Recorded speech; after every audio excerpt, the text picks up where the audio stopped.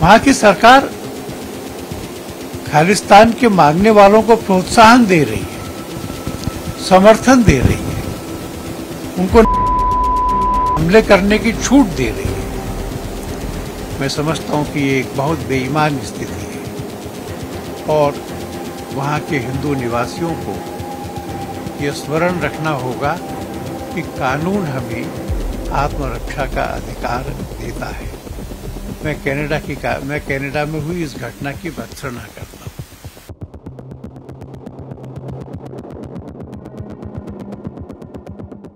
Canada में जो sir हिंदुओं पे जो हमला हुआ है खालिस्तानी समर्थकों द्वारा, उसको लेकर क्या कहेंगे सर? ये बहुत चिंता की बात है। वहां का जो हिंदू सभा मंदिर है, उसके लोगों ने भारतीय दूतावास से कहा था कि वो उस मंदिर में एक शिविर भी लगाएं जिसमें वीजा संबंधी समस्याओं का ऑन द स्पॉट हल हो। वह कार्यक्रम कल था और उस कार्यक्रम की सूचना दूतावास ने 3 दिन पहले पुलिस को दी थी। केवल सूचना नहीं दी थी, ये भी कहा था कि आज का जो सिक्योरिटी एनवायरनमेंट है उसके चलते इस कार्यक्रम में सुरक्षा की पूरी व्यवस्था होना चाहिए। इस पूर्व सूचना के बाद भी पुलिस ने नहीं किया, सुरक्षा का कोई इंतजाम नहीं किया। ये चिंता का विषय, और ये पहला हमला नहीं है। ग्रेटर टोरंटो एरिया में, ब्रिटिश कोलंबिया में, एडमंटन में बाप्स के मंदिर में, इसलिए ये एक लगातार एक चेन बनी हुई है आक्रमणों की। हंसी आती है। 3 दिन पहले तो जस्टिन ट्रूडो जो वहां के प्रधानमंत्री हैं, एक दीपावली के सरकारी आयोजन में आए, नाचे और कहा कि हिंदू यहाँ प्रवासियों का सबसे बड़ा समूह है, ग्रुप हैं, हम उनकी कद्र करते हैं, हम उनकी सुरक्षा की व्यवस्था करेंगे। वो व्यवस्था नहीं हुई। वहां की सरकार खालिस्तान के मांगने वालों को प्रोत्साहन दे रही है, समर्थन दे रही है, उनको हमले करने की छूट दे रही है। मैं समझता हूं कि ये एक बहुत बेईमान स्थिति है और वहां के हिंदू निवासियों को ये स्मरण रखना होगा कि कानून हमें आत्मरक्षा का अधिकार देता है। मैं कनाडा में हुई इस घटना की भर्त्सना करता हूं। सर, क्या लगता है कि जिस तरीके से जस्टिन ट्रूडो ने पहले भी हिंदुस्तान को लेकर के जो बयान दिए हैं, उससे कहीं ना कहीं जो खालिस्तानी समर्थक है उनका मनोबल बढ़ा है और शायद यही वजह है कि वहां पे हिंदुओं को टारगेट किया जा रहा है? मैं कहूंगा कि मनोबल बढ़ाने के लिए बयान दिए। जस्टिन ट्रूडो का जो पॉपुलैरिटी ग्राफ है वो लगातार नीचे गिरा है। उनकी अपनी पार्टी के सांसदों ने बैठक में खड़े होकर के उनके इस्तीफे की मांग की है। वो नेता रहें ना रहें, इसके लिए सीक्रेट बैलेट मांगा है। उनकी गद्दी खतरे में और उनका बहुमत उन सांसदों पे टिका है जो खालिस्तान चाहते हैं।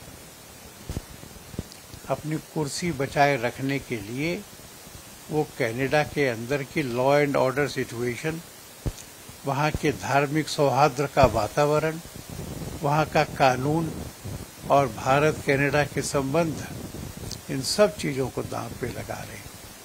ये बहुत शर्म की स्थिति है। जमीयत उलेमा हिंद ने बीते दिनों संविधान संरक्षण को लेकर के एक सम्मेलन बुलाया था और जहां साफ तौर पर कहा है कि वक्फ बोर्ड संशोधन एक खतरनाक साजिश, अगर ऐसा हुआ तो हमारी मस्जिद, ईदगाह या समुदाय के इमाम बड़े खतरे में पड़ जाएंगे। सरकार 800 साल पुरानी मस्जिदों के सबूत मांगेगी और वो भी कहीं ना कहीं ले लेगी। मुझे नहीं लगता कि इस सम्मेलन की जरूरत थी। संसद में ये मांग उठी कि वक्फ एक्ट का संशोधन एक महत्वपूर्ण सेंसिटिव इशू है, इसलिए इसको पास करने के पहले संसद के दोनों सदनों के एक जॉइंट पार्लियामेंट्री कमेटी ने इस पर विचार करना चाहिए। वह विचार हो रहा है, सब मिलकर कर रहे हैं। उस एक्ट में अगर कोई ऐसा हिस्सा होगा जो ठीक नहीं है तो जेपीसी रिकमेंड करेगी कि उसको हटा दो। वहां भाग लेने की बजाय, वहां चर्चा में जुड़ने की बजाय, अपनी बात उचित फोरम पर कहने की बजाय जनता में आकर कहना कि देश बढ़ जाएगा, धमकी देना, मैं समझता हूं कि ये दबाव बनाना उचित नहीं। मैं ये भी मानता हूं कि संशोधन विधेयक के बहुत सारे हिस्से ऐसे हैं जिनका समर्थन मुसलमान भाइयों ने भी करना चाहिए। आज महिलाओं की समानता का समय है।